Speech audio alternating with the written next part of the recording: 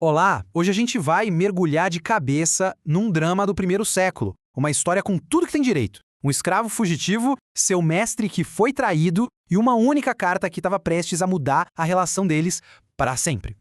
A grande pergunta aqui é a seguinte: será que a persuasão pode vencer a punição? Será que o amor consegue triunfar sobre a lei?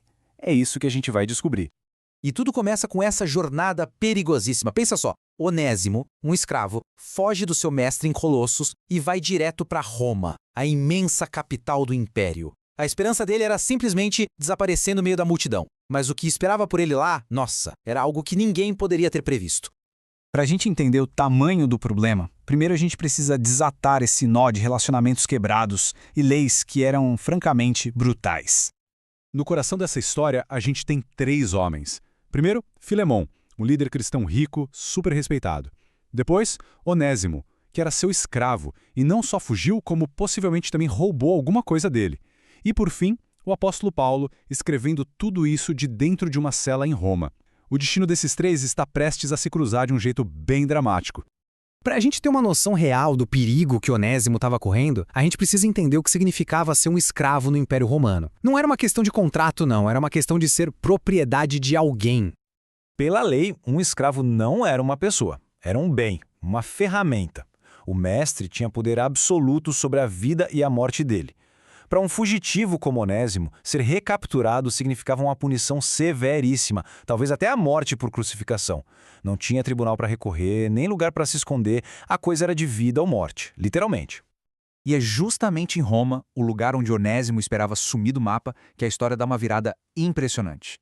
Acontece um daqueles encontros que parecem coisa de destino. O escravo fugitivo acaba encontrando o apóstolo prisioneiro. E ali, naquela prisão, Onésimo, o fugitivo, encontra um tipo totalmente diferente de liberdade. Ele se converte e se torna o que o próprio Paulo vai chamar de seu filho, que gerei nas minhas prisões.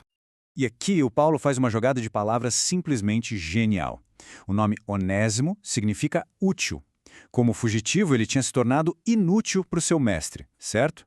Mas depois da sua conversão, Paulo diz que Onésimo finalmente faz jus ao nome, se tornando útil não só para ele lá na prisão, mas também de uma forma completamente nova para Filemon. Bom, agora o Paulo está com um dilema. Ele precisa mandar Onésimo de volta, mas como garantir a segurança dele? A resposta está na carta que ele escreve, que é uma verdadeira obra-prima de diplomacia e um apelo que vem do coração. Olha, Paulo podia muito bem ter usado sua autoridade de apóstolo. Ele poderia ter ordenado que Filemon perdoasse Onésimo, mas ele não faz isso. Em vez de comandar, ele apela em nome do amor, para que a bondade de Filemon viesse de livre vontade e não por obrigação. Uma escolha muito mais radical, né? Esse é o primeiro pilar do apelo dele. Paulo coloca a própria reputação e amizade na balança. Ele basicamente pede a Filemon que receba o escravo fugitivo do mesmo jeito que receberia o próprio apóstolo. É um convite para ver Onésimo não mais pela lente da lei, mas pela lente da parceria na fé. E então vem o clímax. É uma oferta de tirar o fôlego. Qualquer dívida, qualquer roubo que Onésimo tenha cometido, Paulo diz, põe na minha conta, eu pagarei. Ele se coloca no meio do conflito, assumindo pessoalmente o custo do erro, só para que a reconciliação pudesse acontecer.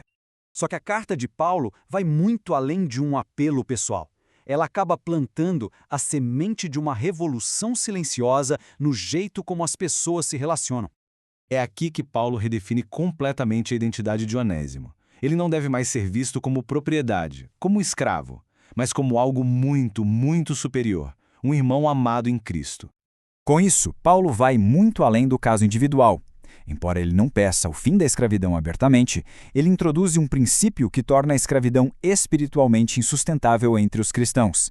Afinal, como alguém pode manter o próprio irmão em Cristo como se fosse uma posse, com poder de vida e morte sobre ele?